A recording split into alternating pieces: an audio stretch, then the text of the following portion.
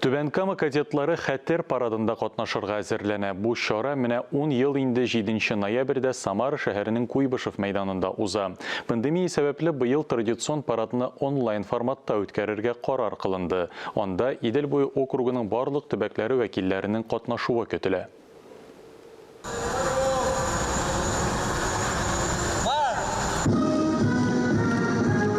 Команда бирилүгә кадетлар зода үз йөрешен башлый. Жилдә байрак җилферди. Барлык 50 кадет хәрби җыр ритмнарында һәр адымны төгәл атлый. Быел пандемия сәбәпле Самарада узарга тиешле зур парадта бары онлайн режимда гына катнашырга туры килә.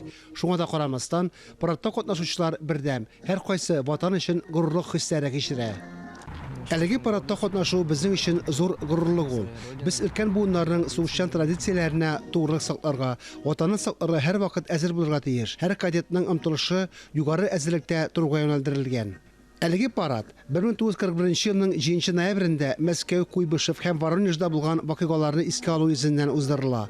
Ул вакытта шәһәр мәйданнарыннан 25 меңнән артык ватан сакчысы фронтка китә. Хәтер парадын 2011 елда кабат яңарталар. Там участвуют все патриотические клубы, кадетские корпуса, кадетские школы. Пандемия йогышы таралу куркынычы сәбәпле быел парадны онлайн форматта уздырырга булдылар. Анда Идел буе федераль округының барлык төбәкләреннән кадетлар катнаша. Онлайн формада булса да, кадетлар алдан ныклап әзерләнә. Хәрби җыр җырлап, сафта йөрүне камилләштерәләр. Бу мөһим хәрби патриотик тәрбия чарасы да. Идел буе округының барлык төбәкләре дә парадка видео роликлар әзерли. Ул истәлекле дата 7 ноябрьдә Самарадагы Куйбышев мәйданында трансляцияләнә. Фарис Мөхәммәтов, Татарстан яңалыклары, Түбән Кама.